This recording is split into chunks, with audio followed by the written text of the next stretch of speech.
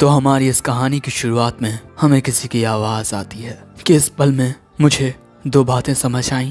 पहली, किसी चीज़ की कद्र तुम्हें तब होती है जब वो तुमसे दूर हो जाती है, और दूसरी कि किसी को खोना बहुत आसान है। एक एक्सीडेंट में हमारा मेन कैरेक्टर अपने पूरे परिवार को खो देता है और उसे खुद भी काफ़ी चोटें आती हैं, और इसके बाद वो अपने बगल में बैठी लड़की को देखकर सोचता है कि क्या मैं इसे भी खो दूंगा, और इस बात से वो घबरा जाता है। वो लड़की ये देखकर हमारे हीरो से कहती है कि मैं कहीं नहीं जाऊंगी, और ये बात सुनकर वो रोने लगता है। अब इसके कुछ वक्त बाद हमें इनकी क्लास का सीन दिखाया जाता है। लंच का वक्त होता है। एक लड़का आकर हमारे हीरो से कहता है, असानो प्लीज सॉकर प्रैक्टिस मैच में हमारी मदद कर दो। लेकिन असानो उन्हें मना कर देता है, और दोस्तों असानो ने इन्हें लगातार ये 10वीं बार मना किया है।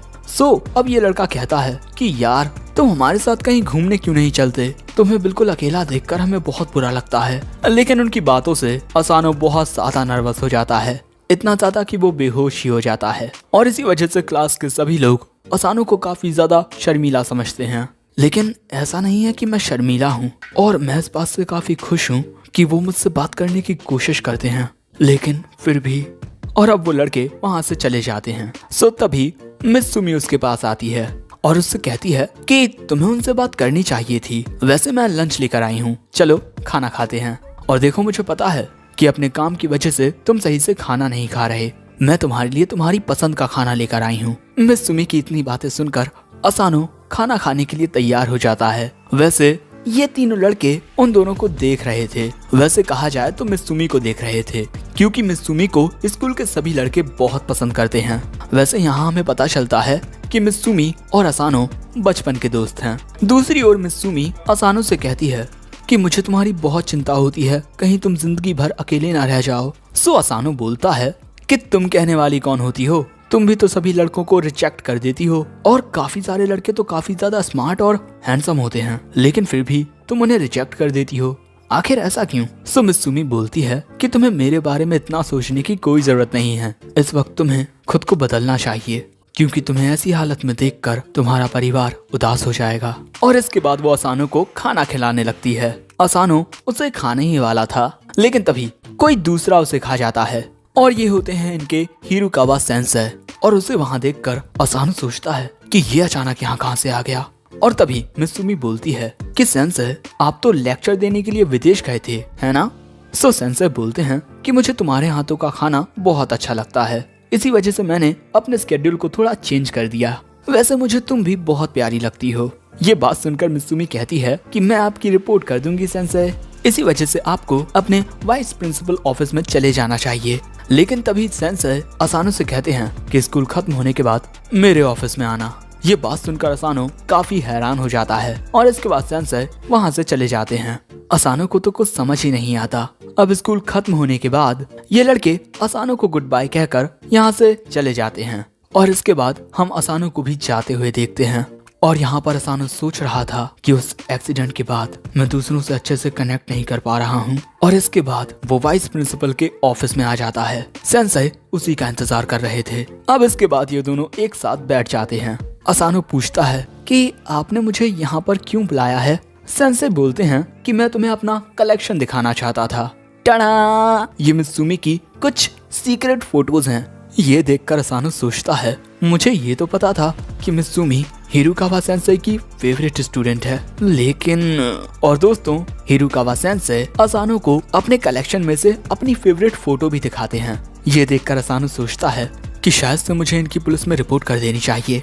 दोस्तों हिरुकावा सेंसेई के पास मिस सुमी की बचपन की भी तस्वीरें होती हैं, और ये सारी बातें असानो को बहुत ज्यादा हैरान कर देती हैं। लेकिन फिर वो सोचता है कि आखिर एक टीचर के पास एक स्टूडेंट की बचपन की तस्वीरें कहाँ से आईं? और तभी सेंसेई बोलते हैं कि मैं मिस सुमी पर हमेशा से नजर रखे हुए हूँ। मिस सुमी बहुत ज्यादा खूबसूरत है, और इसी वजह से किसी को तो उसकी हिफाजत करनी ही होगी। इस लड़के ने मिस सुमी को कल प्रपोज किया था। मैंने इसे बाद में बड़े प्यार से समझाया, और इसने खुशी खुशी मेरी बात मान ली। उन्होंने तनाका की बहुत बुरी हालत कर दी थी, और एक वीडियो भी रिकॉर्ड कर लिया जिसमें तनाका कहता है कि मैं उसके करीब कभी नहीं जाऊंगा। और अब ये देखकर असानो घबरा जाता है, लेकिन अगले ही पल में हिरुकावा सेंसेई एक चाकू निकालकर उसे असानो के गले पर रखकर बोलते हैं कि तुम मित्सुमी के बहुत ज्यादा करीब हो। शुरू में तो मैं तुम्हें इसी वजह से नजरअंदाज कर रहा था क्योंकि तुम उसके बस बचपन के दोस्त थे, लेकिन अब चीजें बदलने लगी हैं। बेचारा असानो यहाँ पर हिल तक नहीं पा रहा था। और अब सेंसेई बोलते हैं कि देखो, इसे पर्सनली मत लेना, मैं ये सब अपनी प्यारी छोटी बहन के लिए कर रहा हूँ। लेकिन अगले ही पल में उस जगह पर एक लड़की आ जाती है और वो आते ही वहाँ पर एक स्विच दबाती है जिससे काफी तेज रोशनी निकलने लगती है। और अगले ही पल में हिरुकावा सेंसेई देखते हैं कि असानो उनके बगल में नहीं होता। दूसरी ओर जब असानो अपनी आंखें खोलता है, उसे अपने सामने मित्सुमी और कई सारे लोग दिखाई देते हैं। और इन अजीबोगरीब लोगों को देखकर असानो बहुत ज्यादा घबरा जाता है और उनसे दूर हो जाता है। सो मित्सुमी कहती है कि अरे डरो मत। सो असानो मित्सुमी से पूछता है कि ये सारे लोग कौन हैं। सो अब मित्सुमी बताती है कि ये सारे उसके भाई बहन हैं और ये बात असानो को हैरान कर देती है। अब इसके बाद मित्सुमी बताती है कि ये मेरी बड़ी बहन है फुताबा, ये मेरे बड़े भाई शिंजो, ये मेरी बड़ी बहन शियोन और कैंगो, ननाओ और ये हमारा गार्ड डॉग गोलियत, और हमारा पूरा खानदान जासूसी करता है। सच में ये सारी बातें तुमसे लगातार 10 सालों तक छुपाए रखना मेरे लिए बहुत मुश्किल था। सो असानो बोलता है कि तुम ये क्या बोल रही हो, मुझे कुछ समझ नहीं आ रहा। मित्सुमी कहती है कि सब कुछ तो बता दिया मैंने, हम सभी जासूस हैं। अब इससे असानो और परेशान हो जाता है और बोलता है कि शायद से तुम सभी प्रैंक कर रहे हो, है ना?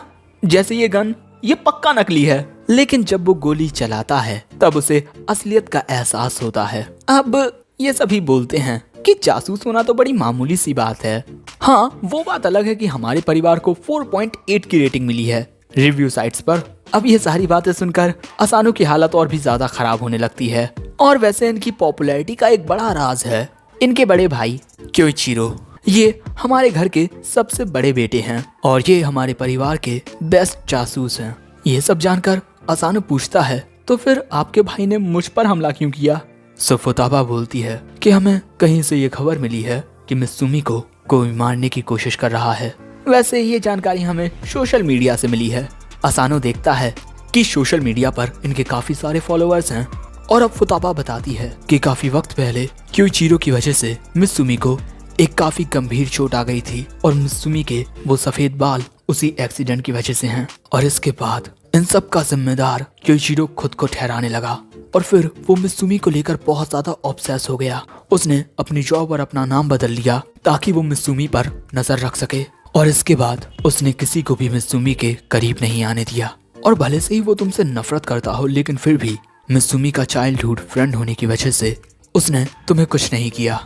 लेकिन अब उसके पास एक वजह है जिसके जरिए वो तुम्हें खत्म करना चाहता है।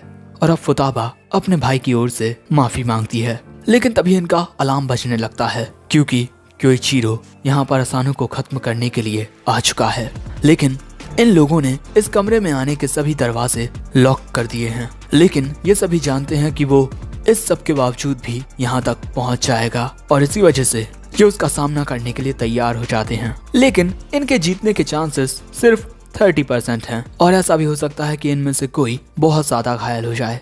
अब यहाँ असानो और भी ज्यादा परेशान हो जाता है क्योंकि ये सब उसी की वजह से हो रहा है। सो मित्सुमी कहती है कि तुम इस बारे में इतना मत सोचो, ये हमेशा से हमारा फैमिली इशू रहा है।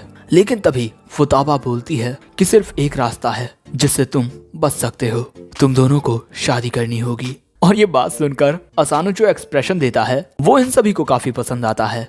वैसे इनके परिवार में एक नियम है कि तुम अपने ही परिवार के सदस्य को नहीं मार सकते हो और हमारे परिवार में शादी करने के लिए बस तुम्हें ये रिंग एक्सचेंज करनी होगी। ये चेरी ब्लॉसम रिंग डबल बैंडेड होती है और इस तरह दोनों जन एक एक रिंग पहन सकते हैं और वो चाहकर भी इस रूल को नहीं तोड़ पाएगा। इस बारे में तुम दोनों क्या बोलते हो? ये बात सुनकर असानो सोचता है कि शादी मतलब परिवार और उसे फिर से उस एक्सीडेंट की याद आती है और वो डर जाता है। तभी मित्सुमी कहती है कि मैं असानो से शादी नहीं करूंगी, उसने अभी अभी अपना परिवार खोया है जिस वजह से उसका दूसरों से बात करना तो छोड़ो, सोना भी मुश्किल हो गया है। वो अपने परिवार को खोने के दर्द से गुजर रहा है और अगर हम उससे कहेंगे कि वो हमारे परिवार को ज्वाइन कर ले तो ये काफी क्रूर होगा। लेकिन ये बात सुनकर अचानक ही असानो के दिल में अजीब सा दर्द होने लगता है वैसे दूसरी तरफ ये सभी अपने बड़े भाई से लड़ने के लिए तैयार हो जाते हैं। वहीं मित्सुमी असानो से कहती है, माफ करना, तुम हमारी फैमिली प्रॉब्लम में फंस गए। अब इससे पहले कि ये लोग कोई प्लान बना पाते, क्योइचिरो वहाँ आ जाता है और बोलता है कि तुमने तो मुझे अकेला छोड़ दिया, किसी को पता नहीं चला कि वो कब यहाँ आ गया। और दोस्तों, क्योइचिरो इनके बिछाए हुए जालों से बचकर आया है। लेकिन तभी फुताबा कहती है कि आप इन दोनों से दूर रहो। क्योइचिरो बोलता है, हम नहीं जानते कि ये मित्सुमी के लिए कितना बड़ा खतरा हो सकता है, और मेरी नजर में जब तक तुम्हारी बेगुनाही सिद्ध ना हो जाए तुम अपराधी हो। अब ये बात सुनकर फुताबा क्योइचिरो की टाई पकड़कर उसे बहुत तेजी से घुमाने लगती है और इसके बाद सोफे में मार देती है। और इसके बाद ये सभी एक साथ मिलकर क्योइचिरो से लड़ने लगते हैं। लेकिन इनके हमलों का क्योइचिरो पर कोई असर नहीं होता और इसके बाद क्योइचिरो इन पर हमला करके ननाओ और शिंजो को दूर फेंक देता है और बोलता है कि मैं तुम सभी से लड़ना नहीं चाहता, बस उस लड़के को मेरे हवाले कर दो। लेकिन अगर तुम लोग मेरी बात नहीं मानोगे। और इसके बाद वो अपने हाथों से कुछ जाले निकाल लेता है। ये उसका स्पेशल वेपन है, स्टील स्पाइडर, जो किसी भी चीज को काट सकते हैं। सो फुताबा उसका सामना करने के लिए जाने लगती है। वो क्योइचिरो के जाल को खुद से दूर फेंक रही थी, लेकिन क्योइचिरो उसे बड़ी ही आसानी से छत से बांध देता है। अब ये देखकर केंगो मित्सुमी और असानो को वहां से ले जाता है और इसके बाद शियोन अपने फोन से कुछ ड्रोन्स को वहां पर बुला लेती है। और अब इसके बाद ये ड्रोन्स क्योइचिरो को घेर लेते हैं और इसके बाद उस पर फायर करने लगते हैं, जिस वजह से वहां पर काफी ज्यादा धुआं होने लगता है। दूसरे कमरे में आकर असानो पूछता है कि वो सभी ठीक तो होंगे ना। सो मित्सुमी बोलती है कि चिंता मत करो, हमारे फैमिली रूल के अकॉर्डिंग कोई भी फैमिली मेंबर्स को नहीं मार सकता है। और इसके बाद मित्सुमी एक सीक्रेट डोर खोलती है और केंगो असानो का कोट उतार लेता है और असानो को उस सीक्रेट डोर के अंदर कर देता है। और यहाँ पर असानो मित्सुमी की ओर देखता है। सो मित्सुमी कहती है कि चिंता मत करो, मैं कहीं नहीं जाऊंगी। और इसके बाद वो उस दरवाजे को बंद कर देती है। दूसरी ओर क्योइचिरो शियोन को हरा चुका था और इसके बाद वो मित्सुमी और असानो के पास आ जाता है। और इसके बाद मित्सुमी को अपने पास बुलाता है क्योंकि वो नहीं चाहता कि असानो के खून के छींटे उस पर गिरें।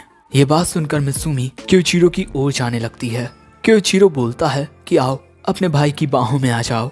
लेकिन तभी मित्सुमी अपने हथियार निकाल लेती है और गोलियत को क्योइचिरो के ऊपर फेंक देती है। सो क्योइचिरो अपने जालों से गोलियत को पकड़ लेता है और मित्सुमी के हाथों को भी बांध देता है। और इसके बाद मित्सुमी से कहता है कि हमेशा की तरह तुम कितनी ज्यादा इम्प्रेसिव हो। और दोस्तों, इसके बाद हमें पता चलता है कि ये मित्सुमी नहीं केंगो था। केंगो खुद को तो बड़े अच्छे से बदल लेता है, लेकिन दूसरों को अच्छे से बदलना उसे अभी भी नहीं आता। अब इसके बाद क्योइचिरो मित्सुमी से पूछता है कि जल्दी बताओ, तुमने उसे कहाँ छुपाया है। वैसे ये सब असानो एक होल में से देख रहा था। वैसे उससे मित्सुमी ने कहा था कि चाहे कुछ हो जाए तुम यहाँ से बाहर मत निकलना। दूसरी ओर मित्सुमी अपना मास्क उतार कर बोलती है कि असानो मुझे मारने की कोशिश नहीं कर रहा है। आप भी तो उसके परिवार के बारे में अच्छे से जानते हैं, इसी वजह से प्लीज उसे नुकसान मत पहुंचाइए। मित्सुमी की बातें सुनकर क्योइचिरो कहता है कि ठीक है मित्सुमी, मैं अब उसे कुछ नहीं करूंगा, लेकिन मैं तुम्हें भी घर से बाहर नहीं जाने दूंगा क्योंकि बाहर तुम पर खतरा हो सकता है और तुम्हारा बड़ा भाई होने की वजह से तुम्हारी हिफाजत करना मेरी जिम्मेदारी है। ना ही अब तुम घर से बाहर जाओगी, ना ही फोन चलाओगी और बाहर की दुनिया से खुद को अलग कर दोगी। तुम्हारा स्कूल, तुम्हारे दोस्त, उनका हंसी मजाक और उनका प्यार, मैं तुम्हें उन सब से बचा कर रखूंगा। जिस दिन वो एक्सीडेंट हुआ था उस दिन मैंने तुम्हें लगभग खो ही दिया था, लेकिन अब मैं तुम्हें कुछ नहीं होने दूंगा। मैं अपनी जान देकर भी तुम्हें बचाऊंगा। और ये कहते हुए क्योइचिरो मित्सुमी की तलवार को अपने पेट में धंसा लेता है और इस वजह से मित्सुमी बहुत ज्यादा घबरा जाती है। और अब क्योइचिरो कहता है कि तुम उस लड़के के बारे में भूल जाओ और बस मेरे साथ रहो। और मित्सुमी इसके लिए हाँ कर देती है क्योंकि वो नहीं चाहती कि असानो को कुछ भी हो। लेकिन तभी उस सीक्रेट रूम का दरवाजा खुलता है और असानो उसमें से बाहर निकलता है और बोलता है कि मित्सुमी को जाने दो। सो क्योइचिरो कहता है कि हमारे फैमिली के मैटर से दूर रहो। यहाँ असानो सोचता है कि ये बिल्कुल मेरी तरह है, ये उसे खोना नहीं चाहता जो इसके दिल के करीब है, लेकिन जिसकी ये हिफाजत करना चाहता है। आखिर उसका चेहरा इतना घबराया हुआ क्यों है। और अब असानो कहता है कि मित्सुमी, तुम्हारी बहन ने जो कहा था अब हम वही करते हैं और अब मैं बिल्कुल ठीक हूँ क्योंकि तुमने मुझसे वादा किया था कि तुम कहीं नहीं जाओगी। ये बात सुनकर मित्सुमी मुस्कुराती है और अपनी अंगूठी का एक हिस्सा निकाल लेती है और उसे असानो की ओर फेंकती है। असानो उस अंगूठी को पकड़ने के लिए दौड़ता है, लेकिन अंगूठी पकड़ने से पहले ही वो क्योचिरो के जालों में फंस जाता है। और अब क्योचिरो कहता है कि मैं तुम्हें ऐसा कुछ भी नहीं करने दूंगा। लेकिन उन जालों में फंसे होने के बावजूद भी असानो उस अंगूठी को पकड़ लेता है, जिससे उसके हाथों पर काफी चोट आती है। और अब असानो मन में कहता है कि मित्सुमी, मुझ से एक बेवकूफ लड़के की हमेशा हिफाजत करने के लिए शुक्रिया, और इसी वजह से अब मैं तुम्हारी हिफाजत करूंगा। और ये कहते हुए असानो क्योचिरो के जालों को तोड़ देता है। और अगले ही सीन में वहाँ पर बाकी सब भी आ जाते हैं और यहाँ असानो उस अंगूठी को पहनते हुए बोलता है कि मैं तुमसे वादा करता हूँ, मैं हमेशा मित्सुमी की हिफाजत करूंगा, मेरे प्यारे साले साहब। और इसके अगले ही पल में मित्सुमी असानो के पास जाकर उसके गले लग जाती है। ये देखकर बाकी सब तो बहुत ज्यादा खुश होते हैं, लेकिन क्योचिरो नहीं। सो फुताबा उसके पास जाती है और बोलती है कि अब तुम सिर्फ एक ही काम कर सकते हो, उस बच्चे को सिखाओ कि मित्सुमी की हिफाजत कैसे की जाए।